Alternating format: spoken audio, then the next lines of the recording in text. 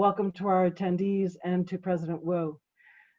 I just want to make a few brief remarks, starting with a reminder to us that Seton Hall Law is a school animated by Catholic social teaching. We exist to produce lawyers dedicated to the pursuit of social justice. Our mission as a faith-based institution encompasses a desire to provide you with the tools to combat racism in all of its forms.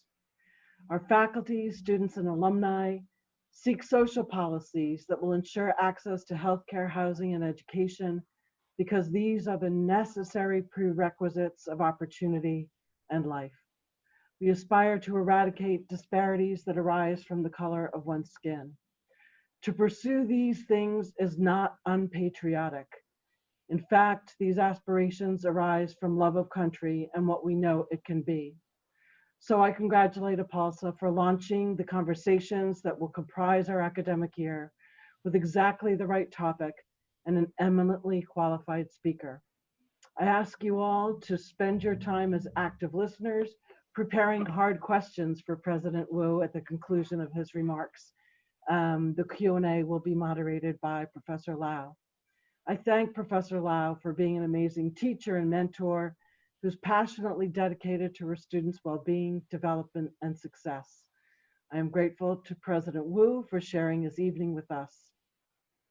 I've spoken extensively this year about making sure that you have impact, that you commit to using the privilege of the Seton Hall Law degree to leave the world a better place. You're not going to find better role models to emulate than Professor Lao and President Wu. I now turn the program over to Professor Lao, who will introduce our guest speaker for the evening.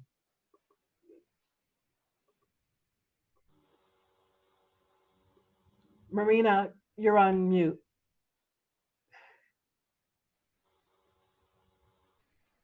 You would think that I would know by now after so much teaching remotely. Right? Thank you, Dean Buzang. Good evening. Seton Hall Law School is honored to have as our speaker this evening, Frank Wu, President of Queens College, CUNY, the City University of New York. There's no question that we are in a time of crisis. The George Floyd killing and the Black Lives Matter movement are finally forcing all Americans to confront the reality of what African Americans endure and have historically endured. And COVID-19 is exposing huge disparities in our communities, socioeconomic and otherwise. The pandemic is disproportionately affecting people of color, particularly African Americans and Latinx. There's also the escalating COVID-related racism, animosity, and acts of violence against Asians and Asian Americans that many people do not even know about. At times like these, we want to look toward leaders to inspire us as we struggle to work through this crisis together. Leaders who are dedicated toward working toward racial justice, who are experienced in building bridges, particularly across communities of color, and who can advocate for Asian Americans. And I can think of no one who's better suited to address the difficult issues we're facing at this moment than Frank Wu. President Frank Wu is a trailblazer.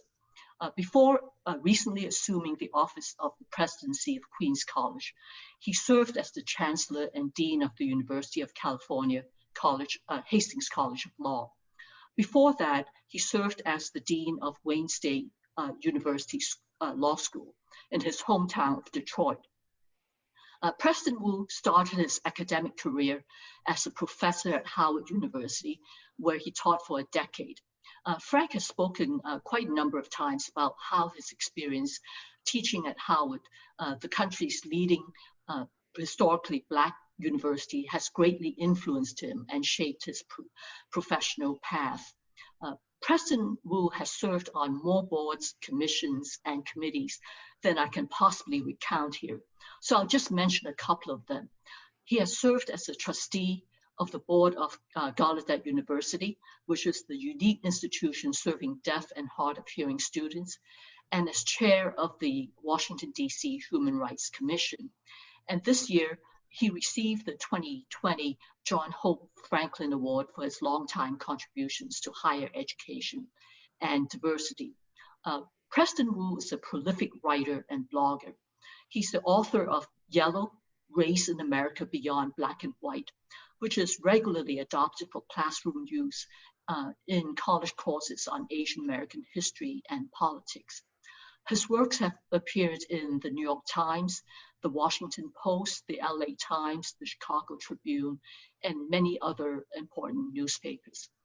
He's provided commentary for the National Public Radio and has appeared in different media outlets as well.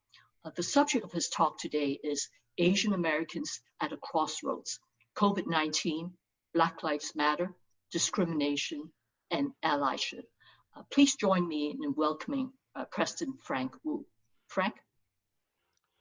Thank you so much. What an honor to be joining you at Seton Hall. Thank you to the Dean, to the APULSA, and what generous, gracious words. Thank you. I'm humbled to be here. I'd like to leave ample time for Q&A because discussion, dialogue, that is what drives our diverse democracy. I'll start though with a little bit of a personal story, how I came to work on these issues.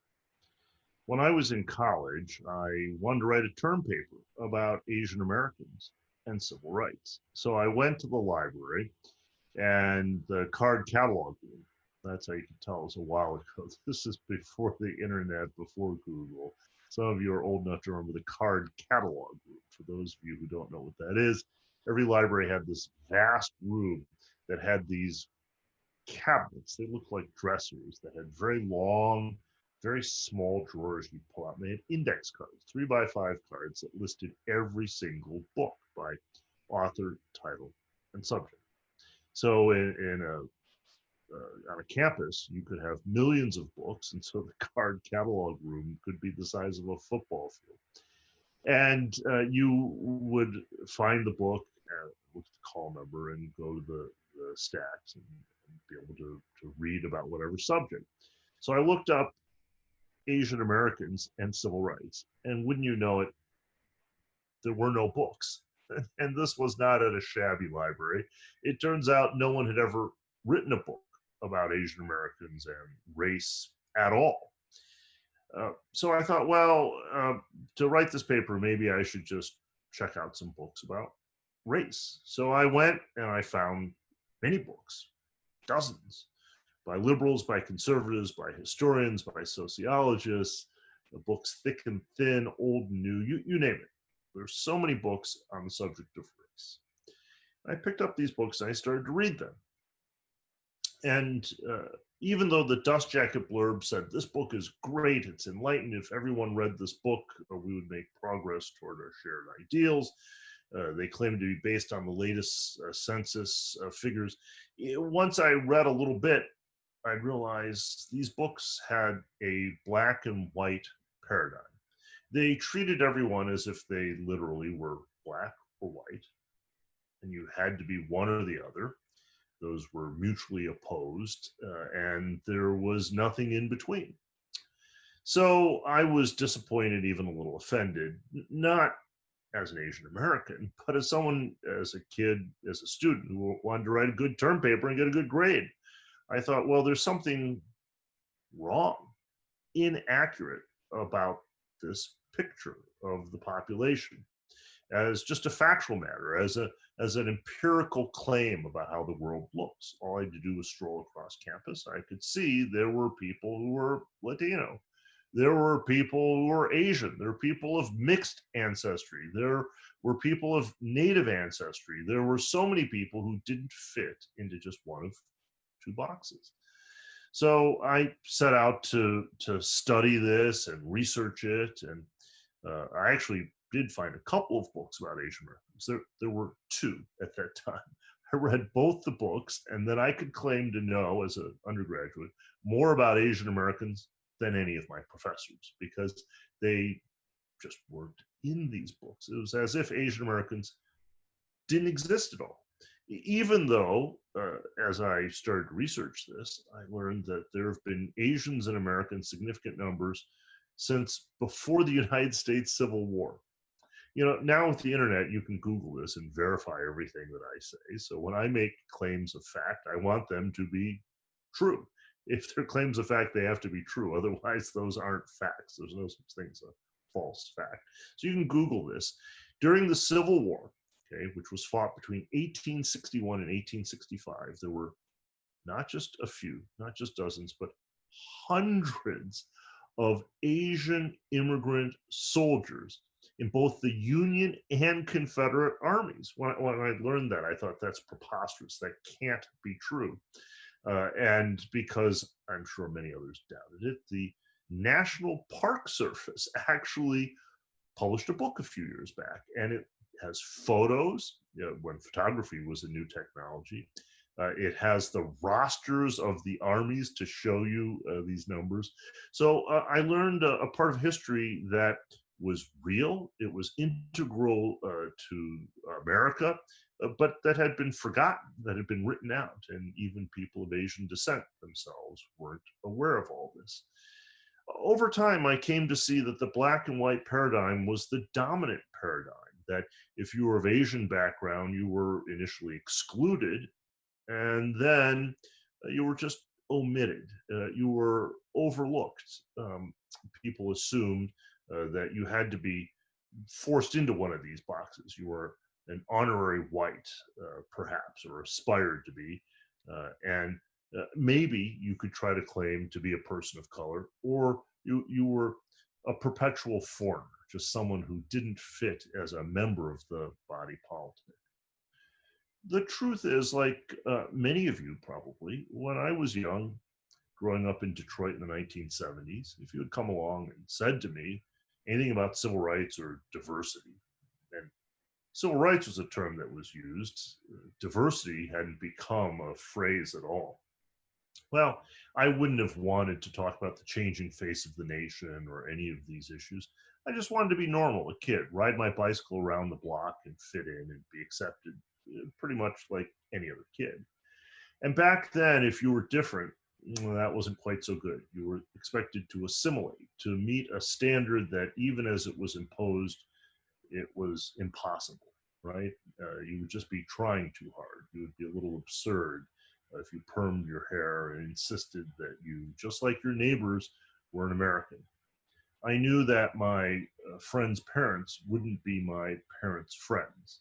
We were the only Oriental family on the block, that term still in use then, connoting a certain exoticism, as if we belonged halfway around the world, which is where people would ask me if I was going back to where I had really come from, even though they knew that I lived right down the block. So I grew up with the common cruelty of childhood, being called a chink, a Jap, a gook, teased and taunted, bullied, challenged to kung fu matches, being asked if I ate dogs, how I could see with eyes like that, if my parents were communist, and so on. When you're a kid, well, the teachers back then used to say, just reply, sticks and stones will break my bones. But words would never hurt me. Well, even then, I knew that wasn't quite right, because the words led to the sticks and stones. And the words, they pack their own punch. When you're a kid, you can fall off a swing set, knock out your teeth, you can break a bone, you can tumble down the stairs, have a high fever that an adult wouldn't survive, and you're resilient. But the psychic trauma, that never leaves you, of knowing that no matter what you do, you still don't belong. But you face that gaslight, right? When I come home and tell my parents, they would say, just try harder to fit in. And the teachers were none too sympathetic. And so it was, lighten up, get over it. Can't you take a joke? But when you're perennially the butt of the joke, it isn't quite a joke anymore. So I didn't know quite what to do about all of this. And it came together for me when the murder of Vincent Chin happened.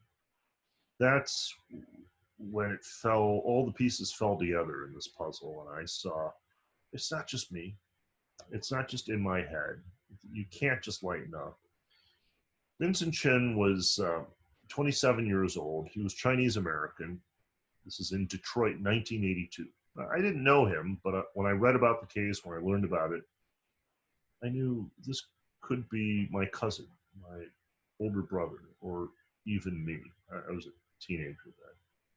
You see, what happened during the height of a recession, worse than what we experienced just a decade ago, because it wasn't global. The United States was suffering, but Japan was doing great. Japanese car companies were selling as they'd never done before. And that meant that in a place like Detroit, the Motor City, people were hurting. It's like downtown Newark back then, right? The cities were emptying out with white flight, and people just wondered, had the United States lost its way? Well, Vincent Chin, Chinese descent, a US citizen, a working class kind of guy, was due to be married. And he, like any other American guy, he was no saint. He wanted to have a bachelor's party. So with some buddies of his, he went out to a strip club. And there he ran into two gentlemen, a father and a stepson, auto workers, one of them out of work. And they looked at him, and they started to use those same racial slurs that I knew so vividly. Then one of them ended up saying, you'll have to pardon this language, but it's what witnesses report. One of them looked at him and said, "You little motherfucker. It's because of you motherfuckers we're out of work." And before the evening was over, after the sun had set on Woodward Avenue, the major thoroughfare connecting the city to the suburbs, using a baseball bat they had in the trunk of their car, they bludgeoned him to death. They literally cracked his skull open, and with blood and spinal fluid and cerebral matter pooling onto the pavement beneath him, he crumpled, uttered the last words, "It's not fair," lapsed into a coma from which he would never recover. A few days later, his family, knowing that there was no hope, ordered the ventilator disconnected. And so he died of the mortal wounds inflicted upon him because of mistaken identity twice over. He was Chinese, not Japanese. He was an American, not a foreigner, yet he was being blamed for the success of Toyota, for the policies of Tokyo. It wouldn't have been right if they'd found a Japanese foreign national and directed their anger at him. But in this instance, all they cared about, even though Chin was very much like his attackers, a working class kind of guy, salt of the earth, was the color of his skin, the texture of his hair, the shape of his eyes. There's much more to this story. They never denied that they committed this act. For those of you who are in law school, you know, for every crime in common law, there has to be the actus rea and the mens rea. What they denied was their motivation. They said it's a bar brawl. It wasn't a hate crime. That was when hate crime was still a new concept. And so the judge, even though dozens of witnesses saw them carry out this brutal killing, and they admitted they had done it, sentenced them to probation for 3 years and a fine of $3,000 each. It was that case that made me see the power of words to influence people for good or for ill, and the importance of bridge building, coalitions. You see, even though there are no Asians in Asia, right? If you actually study Asia, you realize, just as there are no Europeans in Europe, or very few, no Africans in Africa. In Asia, they don't have a sense of Pan-Asian identity. There's no love lost there. Chinese hate the Japanese and vice versa. Japanese hate the Koreans and vice versa. Indians and Pakistanis, Cambodians, Malaysian and Hmong, and so on. There are all these internal divisions. People identify by nationality. They identify by province, by dialect, right? They identify by village or faith or clan. They don't embrace Pan-Asian identity. That was what Japan used during World War II as a euphemism, the East Asian co-prosperity sphere for its own imperialism. Or it's associated with a hopeless idealism. But here in America, well, because people have all those slurs about, well, it doesn't matter, Chinese, Japanese. So those people whose ancestors would have fought total wars against one another, they had to come together in American traditions and say, well, we're Asian American. We will embrace the idea that for mutual defense, if nothing else, but over time they form their own culture.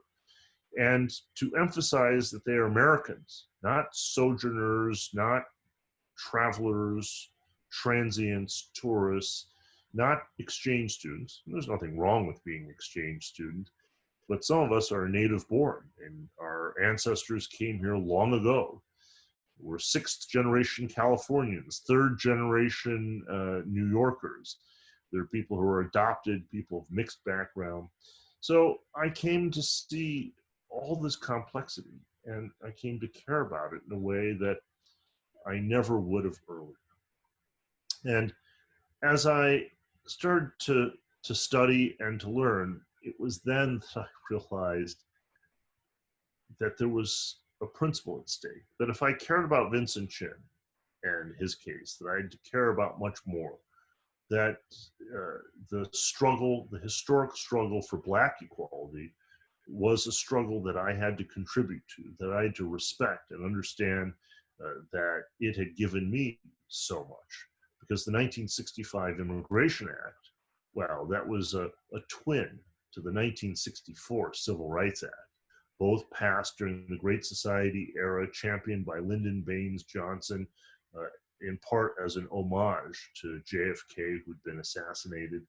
Those acts transformed American society as no pieces of legislation had before or since.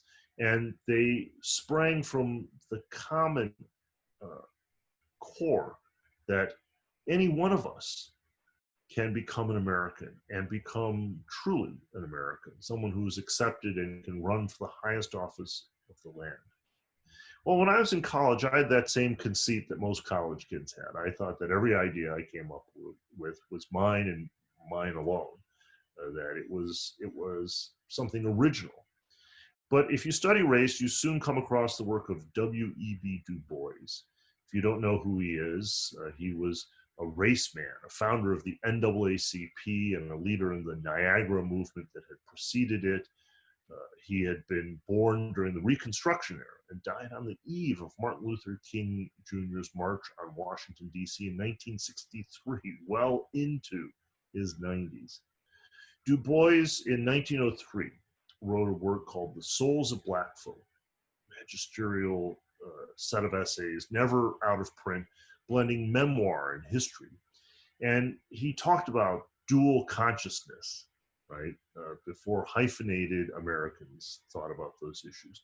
He talked about his theory of the talented tenth, that those who had achieved this success had not only rights but responsibilities, that they had to claim for themselves and then help others within the community achieve in every sphere, political, economic, cultural, and social, the fullness that could be achieved only by insisting on equality, not on accepting anything less, Jim Crow racial segregation that was common then. Well, Du Bois penned a famous line. He said, 1903, at the dawn of the century, he said, the problem of the 20th century is the problem of the color line. Now, whenever you hear it quoted, it's cited that way. But if you have actually read the work, when I'm a teacher grading a paper and I see a student has quoted it, I know they've lifted it. They've taken it out of context. They haven't gone back to read the primary source. What Du Bois really wrote is the problem of the 20th century is the problem of the color line, the relation of the darker to lighter races of man in Asia and Africa and the Americas and the islands of the sea, showing that even as committed as he was to racial justice, he situated that fight within a global context. And he saw not only no conflict, but the possibility of cooperation among peoples of color wherever they were. So the project that I've dedicated myself to is really not mine at all. It's Du Bois's project. And that's why I've thought about these issues. The model minority myth, the idea that Asian Americans are all whiz-kid rocket scientists, child prodigy overachievers, which we have to credit those who have accomplished something. But when it's described as some sort of Oriental secret, as if it's on the basis of race, we have to wonder about it. You know, people sometimes say to me, well, that's a compliment. They're trying to say you're good at math and science, except they're not really, because the model minority myth ignores the selective nature of migration, that this is brain drain, that some people come either with human capital or with actual financial capital. They're not actually arriving penniless, most of them. Some of them have money to invest. And when you look at how this image is used, it's primarily to whitewash discrimination against Asian Americans. Oh, come on. You're all crazy rich Asians. What do you have to complain about? You're doing better here than you would be in your homeland. Or to generate resentment, to say, look at how successful the Asians are, right? To be an overachiever is to get more than your share. And ours is a society that champions the underdog. But most insidiously, the model minority myth is a none too subtle means of holding up Asian Americans in false flattery, saying to African Americans and Latinx people, look at the Asians, they made it, why can't you? Using a comparison that's inappropriate, even if we were to allow racial group comparisons as odious as they are. I've also fought against the perpetual foreigner syndrome. That's the idea that no matter how assimilated you are, how loyal, how many generations your family has been here, really secretly you're a spy, right? You're a sleeper agent, you're foreign influence. You're just waiting for the opportunity to rise up at the behest of Beijing. It's what led to the internment of Japanese Americans, 120,000 people, 2/3 US citizens during World War II, on the notion that blood will tell, that it was a racial war and their affinities were not severed by migration, as the proponents of the prison camps argued. These issues have come to the fore now with Black Lives Matter and COVID-19. And I know that Asian Americans occupy this ambiguous place and that some Asian Americans themselves are ambivalent. My hope is that we will see there's a common struggle here, that as increasingly people of every background in every part of the country, regardless of partisan politics, now acknowledge that the Black Lives Matter movement is a movement, yes, that centers Black lives in a way that has never been done before and is overdue, but that also serves universal ideals, all of us. The necessity of declaring that Black Lives Matter comes from the failure to celebrate that all lives matter. So this moment, as we face COVID-19, is a moment when so many Asian Americans are now saying, I get it, because when I walk out the door, people look at me funny. And they don't just look at me funny, they tell me they don't want me here, even if I was born here. They don't just tell me they don't want me here, they shove me, they spit at me, and in some instances, stab or otherwise commit crimes, even for first responders. You know, the irony is Asian Americans being held culpable, being blamed. Initially, I thought it was just the idea that I might be contagious. And then I realized, no, it's worse than that. The stereotype isn't just that you brought this disease, but that you are to be blamed for it. That somehow, never mind if you're from Wuhan, if you're of Chinese ancestry, if you're vaguely Asian, that's where this came from. This sentiment, as it spread, even though Asian Americans are overrepresented among first responders, doctors and nurses at the front lines fighting this has given people empathy. That's why I share the stories that I've shared, not because I want you to know about my own life, but so that you have an opening to talk about yours. We know only our own suffering, but in this moment, we have to do more than that. We have to transcend the experiences that we know, and these anecdotes that we have should give us a glimpse, not that we ever want to compare suffering, for that is a contest with no winners, but into what others face that in many instances is even more severe. So I'll close with a thought that diversity, like democracy, is a process, not an outcome. It's not a product you can buy. It demands our commitment, our engagement. When we go to cast our ballot in a few weeks, regardless of who you vote for, if the man or woman standing in line at your polling place turns around and says to you, voting, we just did this 2 years ago, and they're going to ask us to do it again. You know, when is it over? When does it end? You would realize they don't understand. They missed important civics class in high school. that to be involved in the hurly-burly of the public square, that's what democracy is about. Maybe diversity is the same. Even though people ask all the time, how come there are these trainings that we go to, we learn about implicit bias, there are all these terms, and they say that they're sympathetic, but they're suffering compassion fatigue. They, like those who don't understand democracy, that it's about rolling up our sleeves and insisting that we will become involved, that we cannot be passive, that moment is long gone, and we will make the society for ourselves and our descendants together. That if we fail to participate in diversity and democracy, the consequences are disastrous. So when we think about this moment, Asian Americans, like all of us, we stand at a crossroads. We face a choice. For Asian Americans in particular, the choice is, do we aspire to the majority with the norms that are not spoken of? And by crossing the color line, do we reinforce it? Or will we say that we too are people of color, that we stand in solidarity, and that we will sacrifice, that we know that our place is secure only if those of people who, they don't look quite like us, but they preceded us in so many ways and they struggled, that their place must be secure too, and secure especially now. These are not easy times. It feels fraught. It's a reckoning. We're always living through history, but we rarely catch ourselves self-conscious of it. This is a moment that we know our lives will be before the pandemic, during the pandemic, and after the pandemic. So it is in this moment of self-consciousness that we can ask ourselves, how will we make this place, not just for our kith and kin, but for all those who would pledge, as we do, that we believe in diversity and democracy.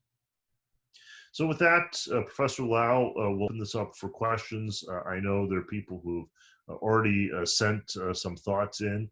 And unlike what law professors usually do, if you ask a question, I won't say, that's a good question, what do you think? I'll do my best to actually address the questions. And again, I'm so deeply humbled to be able to speak to you as you start the fall semester of 2020. In this moment when we all wonder what the future will bring. Professor Lao? Okay, thank you very much, President Wu. As we talked about earlier, because it's a virtual event and with so many attendees, it's very difficult to have the usual question and answer sessions. And so what we did was to try to solicit some questions in advance, and we put them in broader themes. And I wanted to actually start off with a question, a follow-up question to what you had said. You've written and spoken a great deal about Asian Americans straddling the color line, that we're neither black nor white, and about the need for us to stand in solidarity with other people of color and not stay on the fence, right? As many Asian Americans older than 45 or 50 know, there was really a time in the 1960s, 70s, and 80s when many Asian Americans were active in the civil rights movement and identified with and supported the Black struggle for equality. Now, that is not known much. For some reason, it's not written about. But Grace Lee Boggs and Yuri Kochiyama, who were prominent activists in the movement, immediately come to mind, right? And think about the Filipino and Mexican farm workers who worked closely together in the 70s in California, which led to the famous grape growers strike led by Cesar Chavez. And even as late as the 1980s, I remember that there was an unusual percentage of Asian Americans who supported Jesse Jackson in his presidential run, which is unusual because most Asian Americans are, on average, a little bit to the right of Jesse Jackson, a little bit more conservative than Jesse Jackson. And these are just a few examples that I can think of off the top of my head as an ordinary Asian American. I'm sure that as a scholar in this field, you can point to many more examples. But it seems to me that these coalitions have been lost in the last couple of decades. And there's now sometimes tension and conflict between different groups that no one really wants to talk about. Right? So first of all, do you think that this is a fairly accurate observation that I and some people have been making? And if you do you have thoughts as to why this has happened? Why did these coalitions fall away? And why is there a lack of understanding today between Asian Americans and other people of color, particularly African Americans?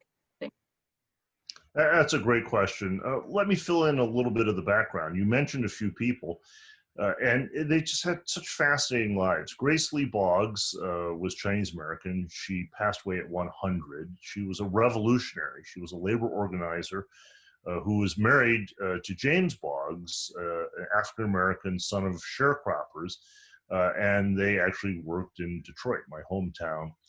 They wrote pamphlets, they organized auto workers, they worked side by side for decades. She wrote her memoirs, there's a great documentary movie about her. And she's one of those unsung heroes that people have forgotten about, even who are Asian American. Yuri Kochiyama was a Japanese American homemaker. She's actually immortalized in photos. If you go back, and you can find this right on the web, and look at when Malcolm X was assassinated. Right? So he was killed. And you look in the photos, the leading photos published in Life magazine and elsewhere show this Asian American woman holding Malcolm X's head. So she was one of his closest confidants and colleagues, and at his side. She had been through the internment, and when she saw what Malcolm X was doing, she joined him. So these stories are so contrary to the narrative, right, that Asian Americans want to assimilate into whiteness and don't care about these issues.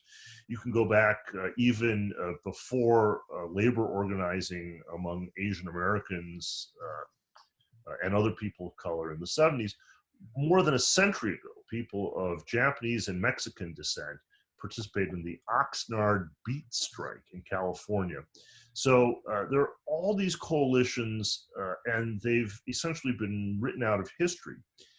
And it's in part because Asian Americans were always asked, well, which side are you on? Right? So there are stories, Chancellor Chang Lin Tin, he's passed away. He was the first Asian American leader in higher education. He was the chancellor of the University of California, Berkeley. He came to the US as a student from Taiwan in the 50s. So this is before Brown versus Board of Education. And I heard him give such poignant speeches, and he wasn't the only one, when he went to graduate school in the South. He got on the bus, and the bus had a white section and a black section. I'm not talking about de facto racial segregation. I'm talking de jure, right? It's in your face, it's by law, it's mandated, it's the full force of the state behind it. And he didn't know where to sit. And he was politely informed that as a foreigner, he could count as white, but he was so uncomfortable about this that, as he would describe in speeches and he wrote about, he didn't take the bus. He walked everywhere because he just couldn't abide the notion that he would be given this better treatment, the special treatment that whites accorded themselves. In 1989, Spike Lee produced an early masterpiece, Do the Right Thing. It was prescient in depicting police violence. Some of you know this movie. It was an instant classic. There's actually an Asian immigrant character who's a shopkeeper, runs a small business in a predominantly black neighborhood. Some of you know this movie. So he appears at the very beginning, and the Greek chorus of older black men are commenting, there's that Asian, how come he's doing so well? And then one of them says, well, you know, if we just got off this corner, you know, we could do well. So they share conflicting views. Well, at the end, there's a killing. I won't ruin this movie for you, but there's a moment of police violence similar to what we have now seen that citizen journalists have documented, so that so we are compelled to avert our gaze, but if you can bear to look at it, you too become witness to this reality that some would deny, that it's just unmistakable in broad daylight, under color of law, the killing of Black men. So in Do the Right Thing, 1989, a long time ago, there was a fictitious version of this. A crowd gathers and rightly are angry because they've just seen this happen with a chokehold. And it looks like there will be, and how you describe this is so important, right?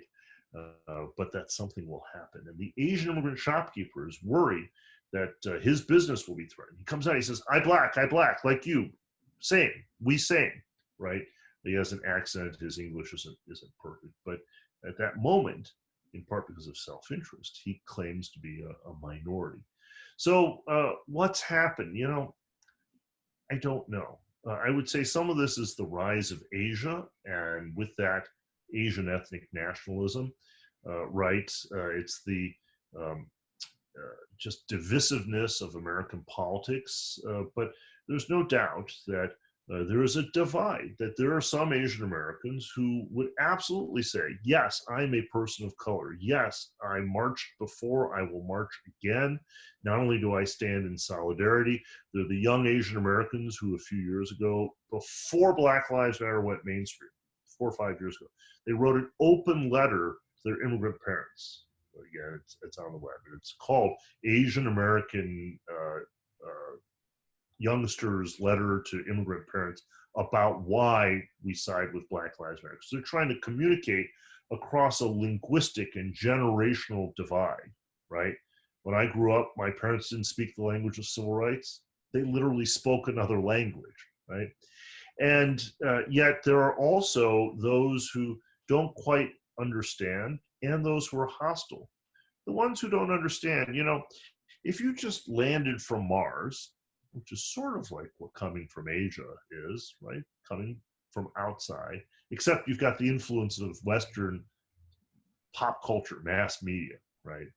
That's pervasive. But if you just landed from Mars and looked around, right, at these different communities, and you didn't bear anyone a grudge, but you wanted to be accepted, would you choose to ally yourself with and assimilate into a community that was obviously stigmatized, oppressed, mistreated? Or would you say, oh, I'd rather be mistaken for that community there, right? So there's been a desire of so many Asian Americans to embrace assimilation, which means assimilation into whiteness. You know, Toni Morrison, Nobel laureate, wrote a famous essay that troubled me when it came out, and upon rereading, I thought to myself, you know, she has a poignant insight, a tragic insight. She wrote an essay about immigrants making it on the backs of blacks, right? That immigrants would be told by neighbors and coworkers, at least you're not black, right? And accepted in lieu of blacks. So I don't have the answer, but I will say to you, I think your description is accurate, that there have been alliances throughout history, and that remains true today. But there's also, to be honest, not just misunderstanding, but for some Asian Americans, I'm ashamed to say this, but we all have cousins who are like this. There's a sense of Asian pride that is crossed over into Asian supremacy, right? Those who say, we Asians really are smarter and harder working. We really are going to take over, right? They want to embrace everything that they're accused of, that it is a vast conspiracy of Asians and we're the vanguard of an invading force. Well, I think there is a path that is both more principled and more pragmatic. Okay, Frank, if I could ask you a question that's directly related to COVID, or more directly related to COVID. you've talked a lot about the history of discrimination and racism against Asian Americans in this country that many non-Asians are not as aware of, right? But we have not suffered the way that African Americans have. We haven't been killed by the police as George Floyd was killed. And folks don't clutch their purses and cross the street when they see an Asian man approaching them, right? So perhaps as a result, Asian Americans are sometimes reluctant to complain about, say, the higher than usual incidents of bullying of children on school playgrounds, or to agitate about even more serious aggressions and actual hate crimes, which are happening more often today because of the pandemic, and some people blaming it on anyone who looks Chinese. I think quite recently there was a report about a young Asian woman who was kicked in the head on the subway platform, who did nothing about it and actually went home, and despite the fact that she was kicked pretty badly. And it was the police who sought her out after the video was posted on social media. So I guess my question is this. Do you think Asian Americans can be or should be more vocal in raising awareness of what is happening, and not just what is happening right now because of the pandemic, but about other things like racial profiling and being treated as perpetual foreigners, and having suspicions about their loyalty if they work for the Defense Department or for a pharmaceutical company and so forth? And can it be done in a way that's mindful that other people of color are experiencing harsher racism and violence, so that our protests do not come off as equating our suffering with others or engaging in a competition of suffering of sorts? So in other words, how can we advocate for ourselves, mindful that maybe really other people of color have it worse? Right. So it's not just that others aren't aware, Asian Americans themselves aren't aware. You know, throughout the 19th century, Asian Americans were lynched, not just individually, but in Rock Springs, Wyoming, there was a mass lynching of Chinese who were driven out. There's actually a book by that title, Driven Out. There were efforts to burn down entire Chinatowns and ensure that every man, woman, and child was expelled. And that's been lost. People really have no sense of this. And you can go many places in the American West and find a place named something like China Camp or China something, and not realize that more than a century ago, there was a community there and they were driven out. So I think you're absolutely right. There are studies that show quite consistently that Asian Americans underreport incidents of discrimination relative to other groups, that they face it. There's a study by a friend of mine, Buck G., published in Harvard Business Review, that shows that Asian Americans are the least likely group, even compared to other people of color, to be promoted into management in Silicon Valley tech companies. That's astonishing. Even someplace where they're reputed to be so successful. So why does this happen? Well, you know, my parents always used to tell me, study hard, work hard, do better, just show you're better. And I wouldn't be where I am if it weren't for my parents. I owe them everything. I have the utmost respect. But sometimes I wonder if the strategy that worked for them in a different era, a different place, if it's the right one. Because, you know, if all you do is work harder and show that you're better, people are just angrier, right? They think, well, what are you doing? Trying to show me up, right? They just want to come over and punch you in the nose, right? Every East Asian culture has a proverb.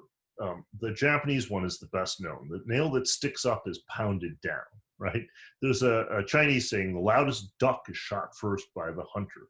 What is that about? That's about conformity, deference to one's elders, fidelity to tradition, not making a fuss, right? There's a phrase in Mandarin, 不要找麻烦, right? Don't go looking for trouble, right?